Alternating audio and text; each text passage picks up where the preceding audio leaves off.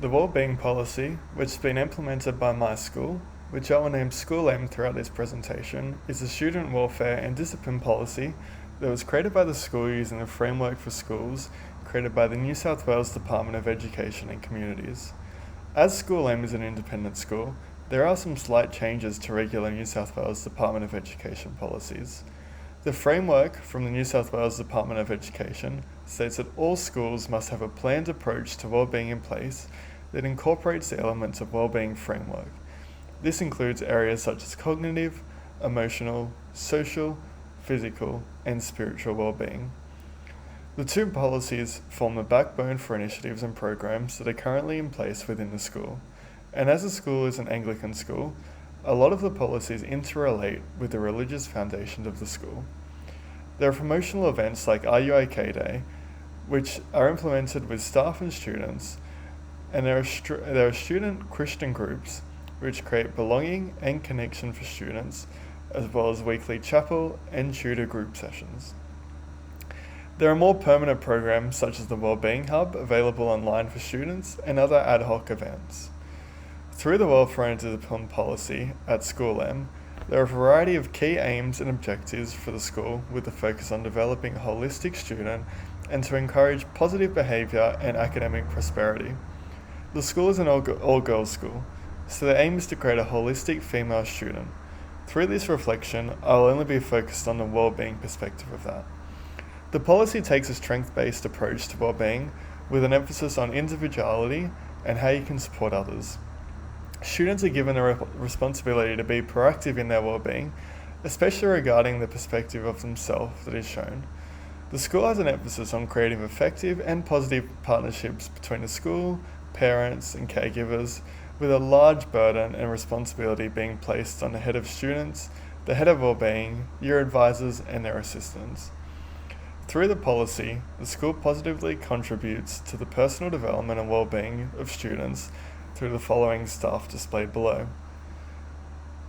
And the following opportunities are provided to them: a safe and inclusive environment, assisting students develop appropriate skills and attitudes to resolve problems in academic, psychological, emotional and social contexts, meeting the personal, social and learning needs of the students, valuing each student and staff member, pastoral care to ensure the happiness and well-being of each student, relationships in classroom and embedding pastoral care into the curriculum, promoting Christian values and teaching them all through interactions, exploring the dynamics of the Christian faith as these relate to all aspects of everyday life and relationships, pastoral care shaped by our fidelius values,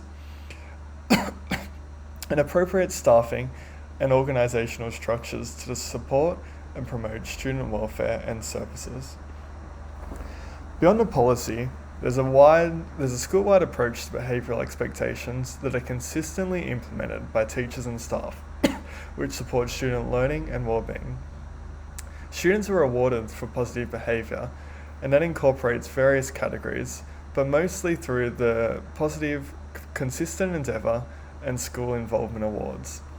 If students receive 10 of these each semester, they will receive a pocket, which is a line on their blazer. These awards can be given by all staff and are used to encourage positive behaviours. While a lot of other schools have monitoring cards or something similar for poor behaviours, these are not used at School M. Instead, the school uses the school diary each day, where teachers will make notes for either the tutor or the parent about concerning behaviours. There is then a system to escalate this through the head of year, head of student wellbeing, or further if necessary. This system is student-centred and strength-based approach, believing that all students are capable of achieving success without being forced to be monitored each period at school. Implementing both the welfare framework and welfare discipline policy consistently as a whole school assists in improving social, emotional, behavioural and academic outcomes for students, recognising the multi-dimensional nature of well-being. The partnerships and services dimension refers to the variety of groups within the whole school community. The diverse range of groups within the school community can be utilised to identify and address health issues beyond the health promoting school framework. The policy of School M emphasises the importance of partnerships between the school and parents and caregivers, as well as a connection to religion. While School M is an Anglican school, students of all religions are accepted into the school, meaning that religion does underpin all areas of well-being. However, it is not strictly one religion like similar schools. Research into the international context has revealed the religiosity and positive religious coping methods are generally associated with a range of positive outcomes for adolescents' well-being, including enhanced levels of self-esteem, sense of purpose, and life satisfaction. By recognizing the unique nature of each student, School Aim is able to provide a diverse approach to the well-being of all students and groups within it. It is clear within the policies that parents and caregivers need to assist in taking responsibility for their students by helping shape their children's understandings and attitudes about acceptable behaviours. This includes modelling correct behaviour and being able to provide support where necessary. Teachers are then given a responsibility for the education and pastoral care of students. Research conducted by Epstein suggests that the reason for this includes the level of contact between the school, community, and families, and how it affects the well-being of individual students. Through communication and clear messaging from these various people, students are able to understand the appropriate behaviours to model. The school will hold regular discussions with parents and caregivers about their children, which can include progress reports via email or the school diary, parent-teacher interviews, phone calls home, and everything else, with teachers recording the outcome of all interaction. This does place an extra burden on staff, however these expectations are set clearly at the start. There's also a clear welfare referral system where issues have an escalation process from teachers, but students are also able to seek their own help. Through their Student eCentral page, they are able to access resources for welfare, as well as book in for help from the head of student wellbeing or school counsellors. Having strong and cooperative family-school partnerships has allowed parents, students, and teachers to jointly make decisions about students and their well-being. One area that is not as clear in the policy, that is not documented, is community participation. This includes things like the Year 11 Life Ready sessions, where members of the community will come to the school and present to the students about challenges they may face in the future. Further, all career days have an emphasis on old girls who are now working in certain industries. Beyond these local connections, Year 9 always attend a service camp, which is either run in Fiji, Far North Queensland or Brisbane, and they're designed to make girls extend out of their comfort zone and provide perspectives for their opportunities. The final connection is with a remote school in the Northern Territory, where students are given the opportunity to go on exchange and learn from different cultures.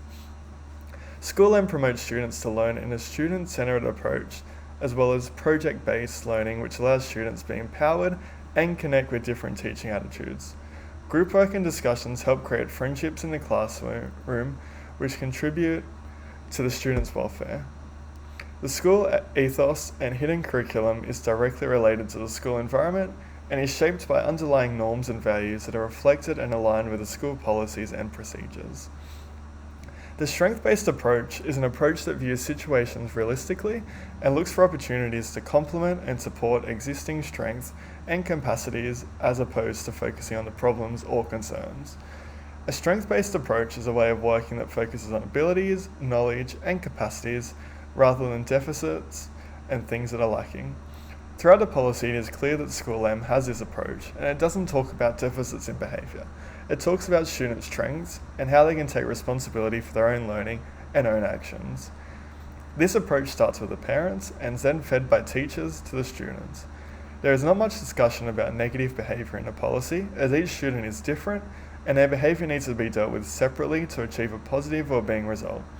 The policy encourages educators to understand that student learning is dynamic and it's a holistic process, and you need to understand that each child demonstrates their learning in different ways and the focus is on how students can improve their behaviour by utilising their strength. As a teacher at School M, I understand my responsibility in promoting the welfare policy by constantly dealing with behaviour and showing that the expectations what they are. I'm able to role model these behaviours for students to follow, and I aim to add the positive school environment where students are cared for and wellbeing is a focus. When I design activities for classes, I always aim to utilize a student-centered approach to learning so that students can independently learn. By modeling behavior, I'm able to show students what excellence looks like. I can make them other students aware through examples in the classroom. I aim to encourage student development by using the wellbeing policy. As a teacher, especially in a physical health and education setting, I aim to enact curriculum that supports topics that are relevant to students. This will lead to students owning their wellbeing and understanding how to improve it. It is important as a teacher that I'm able to refer students and families to the appropriate people if any welfare issues arise, as well as provide appropriate pastoral care to all students. It is important for a teacher to participate in and support activities such as Are You OK Day, as it models commitment to supporting and advocating diversity within the school community and provides students with role models. By taking a strength-based approach towards behaviour, I'll implement the school welfare policy, which create a positive student wellbeing experience and a positive learning environment where all students feel accepted and welcome.